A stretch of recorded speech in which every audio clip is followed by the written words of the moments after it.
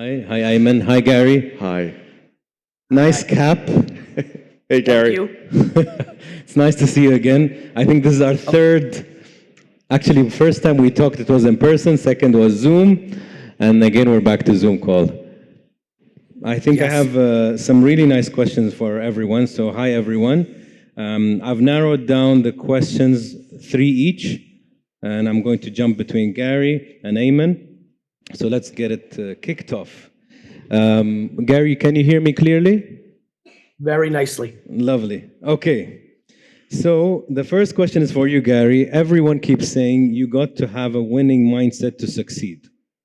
What does it mean exactly? There's a second part to this question, but I'll start first. What does it mean to have a winning mindset?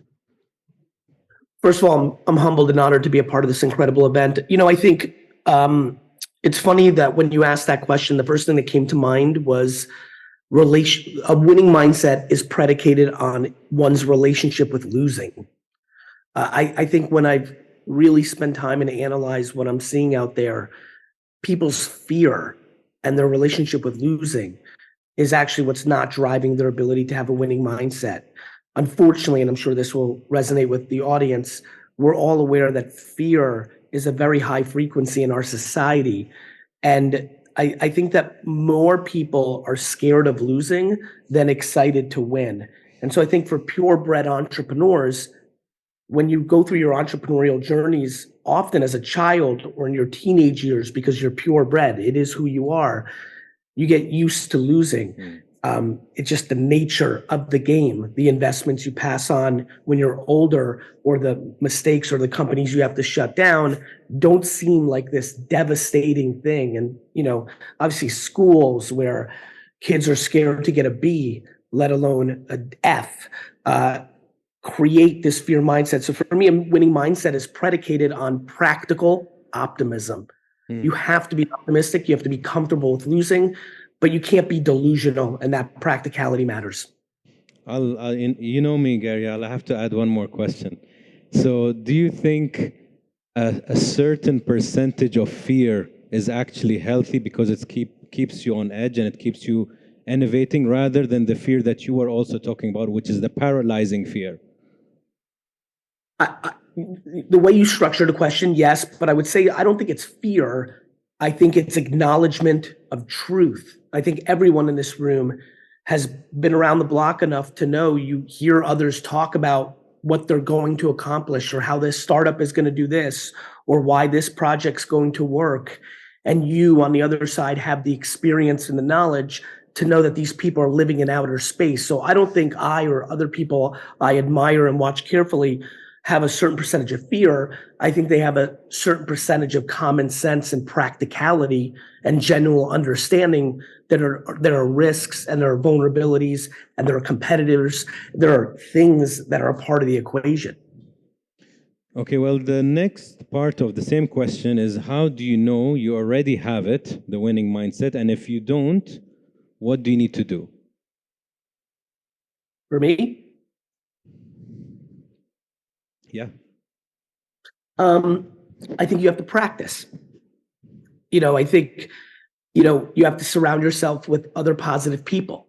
I think who you're around and what you listen to and what work you're putting in are incredibly important to a winning mindset. I think sitting around and dwelling that you haven't been accomplishing what you want is a guaranteed outcome that you won't change it. And so I think about mentality and perspective and operations and executing businesses from the same perspective as I think about health and wellness. If you just read about doing push-ups, you're not going to get the results of a push-up. If you sit around and dwell that you're 50 pounds overweight and you're drinking too much or smoking too much, nothing is going to happen. If you start doing things, if you start practicing, things will happen. It's hard to start when you're in a rut, but for the people in this room or who are watching who have not been able to accomplish, Start to see a real entrepreneurship environment that is created in our society. We don't have a lot of people that we look up to who have started from scratch and made it to that major success. And young people, they need that. They need to see that. They need to be emboldened. In the US, you have the idea that anyone anyone could be the president of the United States. That's a small idea, or a small thing to say, but it's a major idea. And everybody hears it. So, coming to your question, and I saw your question was a huge block, by the way, Gary. Mine is like a one-liner, but it's a heavy one. Success obviously can be measured. When you're building a company, you can look at getting customers and getting revenue, and then it's profitability, and then it's, do you want to be a global company, and do you have a global footprint? So there are black and whites that you can look at that can measure success. What I try to do every day, what I try to tell people around me every day is obviously try to break things down into bite sizes, because success and failure can be a big 1 or 0. You want to start giving yourself goals. You want to stick to those goals. Be real. Have people around you that are real, absolutely, that are positive, as Gary said, but don't have a bunch of yes people around you. You need to have people that are holding you accountable to what it is that you say. If you're, I don't want to say incapable, but we all need help. We can't do things alone. And when I'm building a company, when I'm seeing others and I'm helping others build their company, it's all about having feet on the ground goals that you can achieve. Yes, go shoot for the stars, try to do all of this stuff, but don't try to boil the ocean and not get anything done. Say to yourself, what is it that I'm doing today? What is it that I'm doing this quarter, max this quarter? What am I trying to do this month? What am I trying to do this week? What am I trying to do today to reach those goals? And have people around you, a great team that you can not outsource things to, but partner with to get things done. And then look back and say to yourself, am I hitting the goals? Am I aware of the goals that I'm hitting? Am I adding 1,000 more goals as I go along? So a measure of success for me is looking at what you start with, what you end up with, and measuring yourself against that. The fact you're doing that is a measure of success in and of itself. Thank you, Ayman. Gary, I'm going to tell you a statistic that I received, and you can, I don't know, is it a plus or minus, but let's see what you think. They say that the mortality rate for startups is about 60% in the first 3 years, and 4 out of 10 get over the hump but barely thrive. What's your take on this stat? It makes sense to me. I actually think I didn't expect the number to be so low, meaning we have this crazy phenomenon that happened in the last 20 years, 15 years, which is entrepreneurship became cool. I did not, knowing I was going to be a businessman my whole life, there was no scenario where I thought I would be honored to be able to do what I'm doing right now, and people would be interested in my journey from a pop culture standpoint, maybe in the B2B magazine, maybe in the Wall Street Journal, but not broadly. I think the amount of fake businesses that are being built today is at a record high because the cost of entry to start something is so low in this internet world we live in. There was so much more costs associated with starting a business 25 years ago. So I think, look, I wish everyone could be successful and happy and get along, but that's not the reality of the universe. And so I think that's a reality. I think it's makes sense to me. And if I had to really bet on it, I would say that more businesses fail in the first 3 years than even that statistic. Yeah. And I think building a real business is hard. I have a lot of friends or acquaintances or meetings every year where I'll meet someone and I'll, at an event, at something like this in the hallway, we'll get to talking and they'll say, I have a business, and we'll get into it, and they'll ask me a question, and often I'll ask, because I need the context to answer it, well, how big is the business? And I will tell you, the single most challenging, devastating thing in the last 5 years is watching people who've taken something from 0 to $4 million a year, right? And say to me, only $4 million.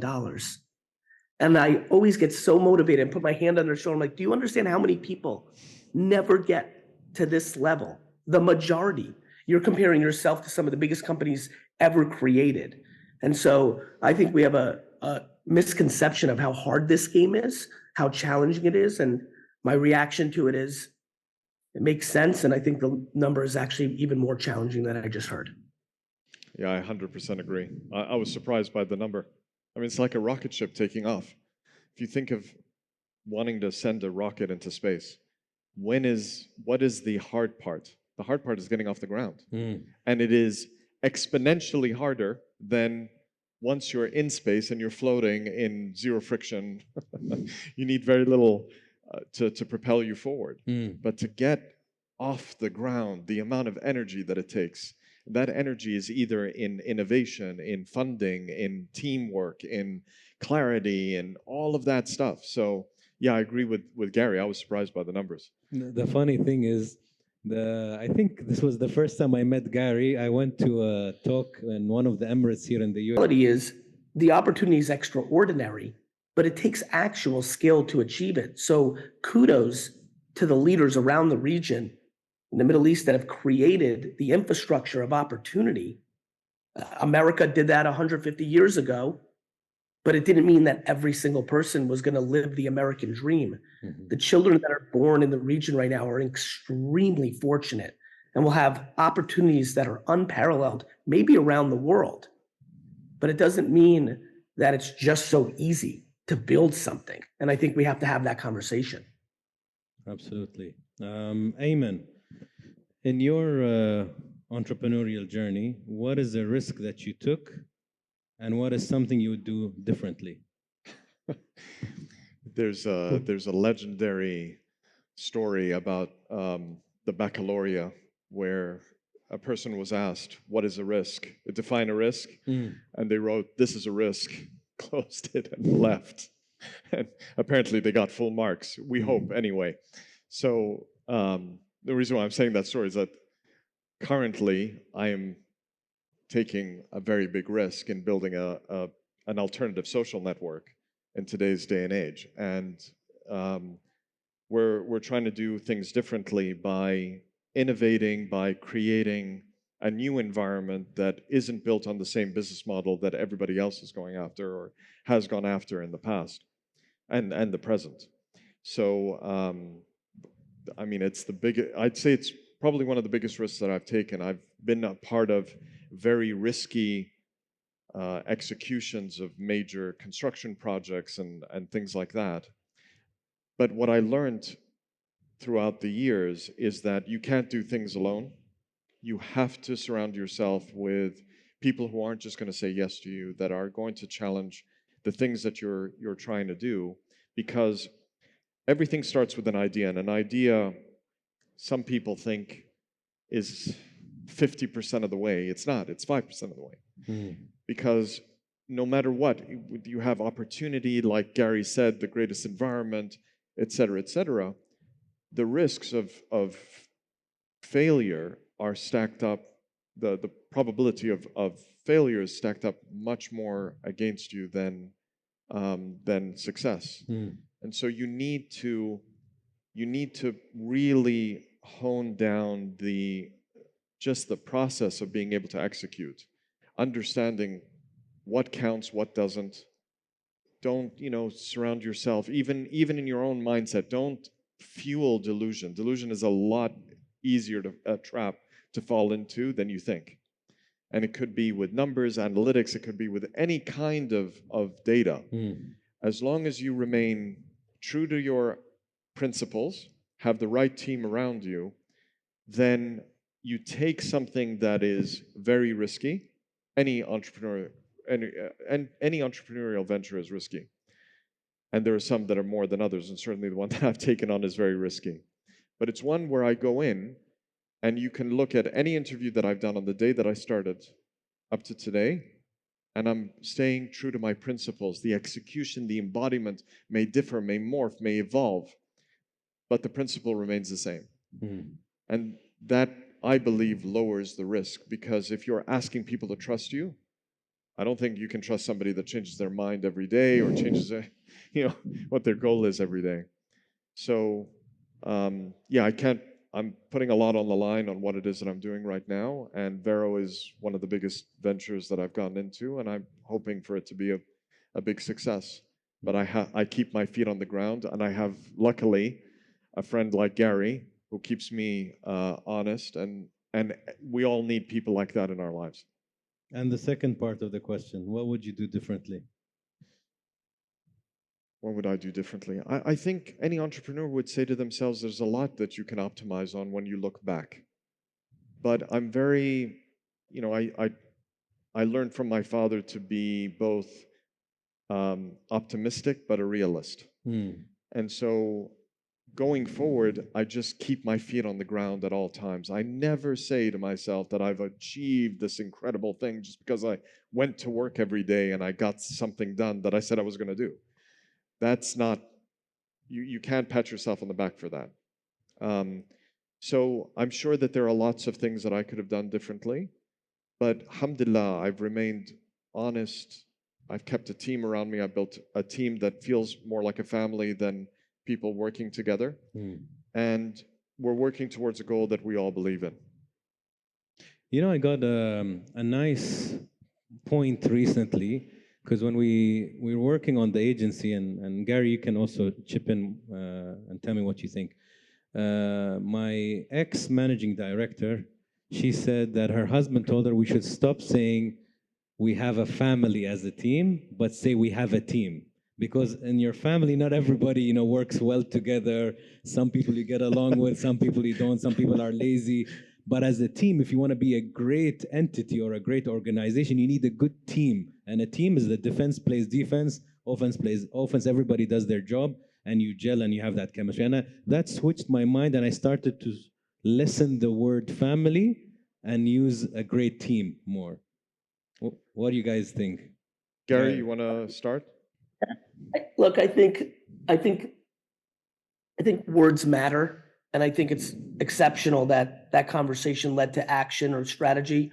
My answer to it is, I think even though words matter, I think a lot of this comes down to semantics. I think some of the best teams of all time, if you speak to the athletes that were on it, their opening line is, "This team felt like a family." So, yeah, I think it's great, and I think every day we hear things from partners, mentors, relationships. I had a meeting yesterday with somebody who's worked at my company for 31 days and is a child at 22 years old. And she was saying something innocently that wasn't even the intent, but it gave me an insight of how I want to run something substantially different in my 2,000 plus company. I think this is actually apropos timing. I think dialogue and conversation is everything. And I think it's how we get to good places. So I'm thrilled that that happened in your world, but at the direct question, I think sometimes it's all just semantics. Yeah, and I mean, I've been working with people for the better part of 10 years, and our churn has been very, very small. So, like it or not, you become a family. You know about each other's problems, and you're there to help each other. And sometimes we can all work towards a goal. We all believe in something, and that's great. But I also think that there's a layer that, and I certainly picked this up from my late father, where you could see people are working, believing in something higher, that there's a higher purpose to what it is that you're doing. We're building a social network. Sounds good. There's code that needs to be written. There's software architecture, etc. But what are you going to bring, and why are you going to bring it more if it's just to fulfill a particular technical problem and solving for that? You want to bring something if you believe in it, and you believe in it because you've gelled, as you said, as a team. Yeah. And the longer that goes on, the more it feels like you're part of something bigger. And alhamdulillah, that's how it feels for us. Nice. Gary, your final question. Can we have an unconventional answer for an often asked question? Which I don't need this intro for. You don't need an intro. You're talking to Gary V. Sure. What would you advise someone planning to take the entrepreneurial leap? that self-awareness leads to actual success, which is happiness and peace of mind and obviously financial and other things of that nature. And, my advice would be, are you doing this because it's in your soul, or are you doing this because it's currently cool, or one of the things that, people admire in society? I think why matters. I think why, the concept of the why, is something that, thank God, over the last 20 years has populated and got more popular. And I think there's a lot of truth to that. For me, entrepreneurship is the single most exciting way to live life.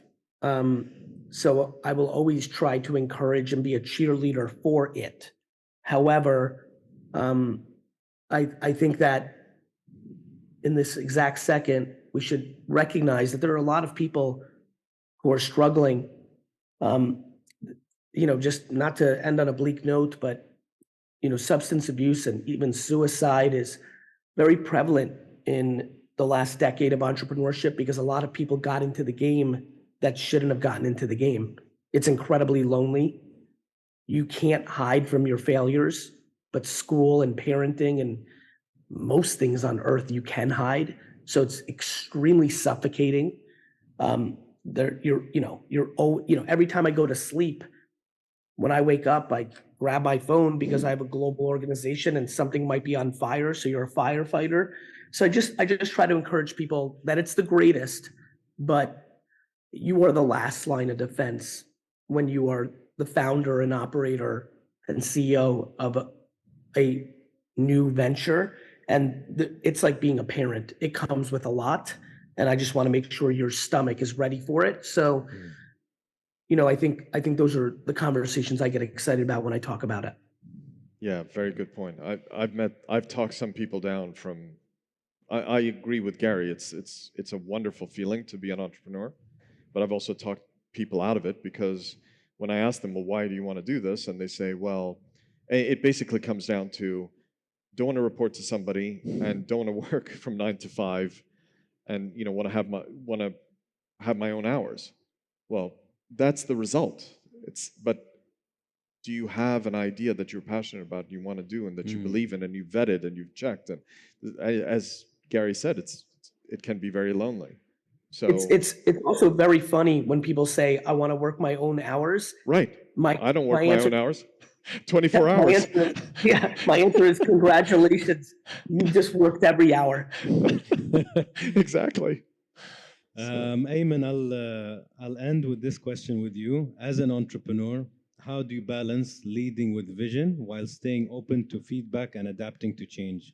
And it's a good question when I read it twice because people tell you need to be stubborn and really believe in your vision, and I think both of you have gone through this.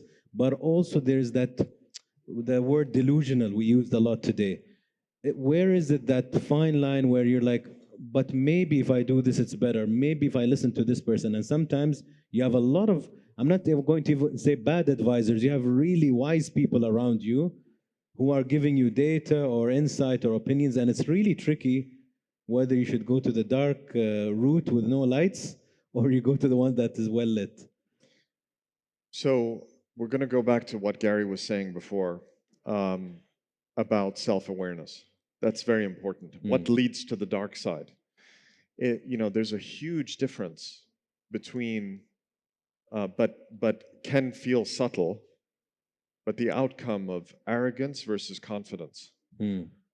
Arrogance leads you down to the dark side because you're unaware of what it is that the reason why you're doing something, and you want to be stubborn. Some people are so fixated on wanting to be an innovator, somebody who has created something new, that they'll stick to that something new, even though it is useless, nobody cares about it, and everybody's telling them, we don't want this, etc.